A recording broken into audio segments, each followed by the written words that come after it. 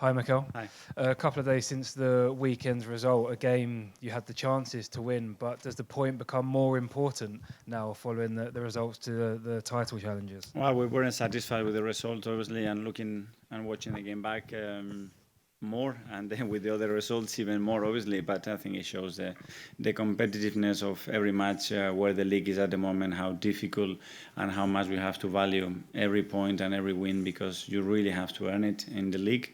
And now, change the scenario. We are back in the Champions League here again a year later, and ready for tomorrow. 100% record in the Champions League away at Inter Milan, a team you played last season as well. What are you expecting from them tomorrow night? Well, a very similar context to last year. Obviously, where the two teams are at the moment is a bit different. A new manager as well, that I think has given them some other things in their identity and the way they play. But obviously, we know a super competitive team, a team that is dominating the league, and a really tough game. Fitness update, please. Piero Hincapié, Riccardo Calafiore, and Max Daumann weren't in training, so I expect they're not available for tomorrow. Christian Mosquera, Kai Havertz, both in the squad. Yeah. And is there any other fitness updates you can give us? No, that's all. And then it was a tough day for Victor Gyökeres at Nottingham Forest at the weekend. A game that probably came after his best performance for Arsenal against Chelsea. Does that show the scrutiny of being an Arsenal forward, or does he need to do better? I think it goes for all the nines in the league and how difficult it is to play that position nowadays, with the physicality, with the dominance of the centre backs and the quality of them. And the lack of spaces as well in most of the times during the match for them to exploit. But that's about consistency, about going again. We know his work rate. He's really trying to give his best, and we need to continue to work. Garmish from Sky. Hey there, Mikel. Hi. How important is this game against Inter, not only to try and secure that top two finish, but also for the momentum of your season? Yes, for that, because every game in the Champions League, when you have the opportunity to achieve something, you have to grab it. And tomorrow we're really going to have to earn it against a top side. We know that. And then that we prepare every game, obviously, to win it. And the urgency is going to be the same tomorrow. Are you having to think about your team selection in particular with this game? You've had 4 away games in a row. Well, it will be the 4th one. And you've got a huge game on Sunday against Manchester United. Yeah. It's very particular for every game, I'm afraid, because every game have a different situation. The players are in different stages as well. And we will prepare the game, the lineup and the finishers in the best possible manner to win the game. Just how big a challenge has it been, those 4 away games? I think it's happened 3 times now in your tenure here at Arsenal, to have 4 away games in 4 different competitions. That's the first time, no?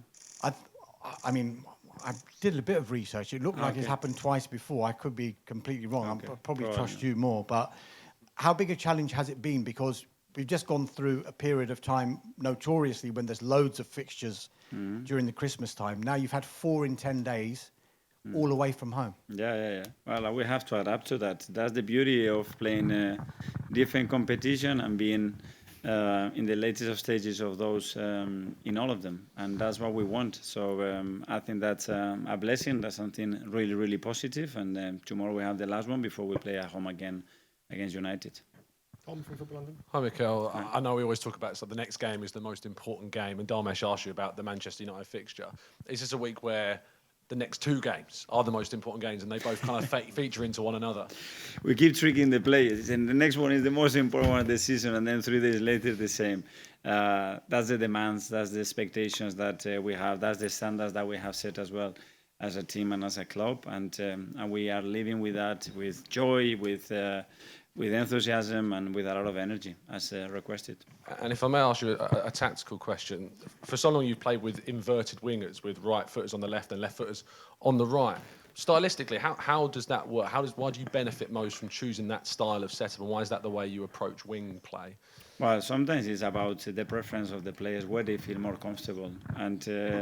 And the way we are raising players at the moment, most of them want to play inverted foot. They feel much more comfortable as well. In the manner that we play, we adapt to that. We adapt to the qualities. The fact that in some areas we have only inverted footed, especially in the left unit, is not ideal. when that happens, but we adapt to the circumstances and what we have available. Charlie, the son. Mikel, do you think you're going to make a few changes tomorrow? Let's see.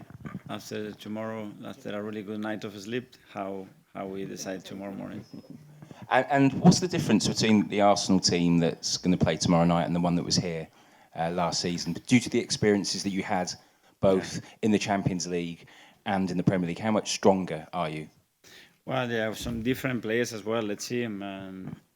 Different coach for them as well. I think the task is going to be equally difficult, but I think we had watching it back a really strong performance here. The margin that we lost the game by a penalty, that obviously we all saw what happened there. Very disappointed. So we're going to know tomorrow how they set up. We have very clear idea what we have to win the game. I will try to apply that to be better than them. Hi, Mikel. Arsenal are the only team in the Champions League this season that are unbeaten. Do you think that from here to the next round that the results here in terms of, obviously, bar a miracle, you are going to go through to the last 16, but can that run possibly have an impact on the last 16 and onwards in terms of form and whatnot? I don't know. Performance and result have an impact emotionally on the team to a level of confidence, and we know that the match tomorrow is to come here and win the game, and that's a step that we didn't do last year, and we have to show that we are better than last year. One thing that was quite noticeable from the Forest game was Martin Odegaard. I think in the game when he had one pass in the final third across the whole match.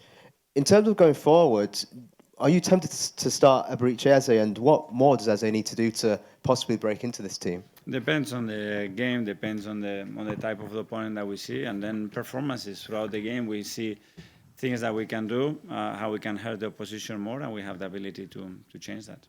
James, ESPN. Hi, Mikel. I think it's your 33rd game of the season tomorrow. And just looking ahead, I mean, it could be, I think, a 65-game season if you get all the way in all 4 competitions.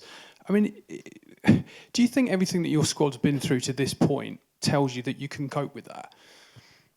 Yes, but I think we have to go game by game. We can try to look ahead, but what is coming and what is relevant is the next match. And sometimes we've been thinking a lot about the future, the next week or 2-3 weeks times, and something happens that you have to adapt to the circumstances. So go game by game, enjoy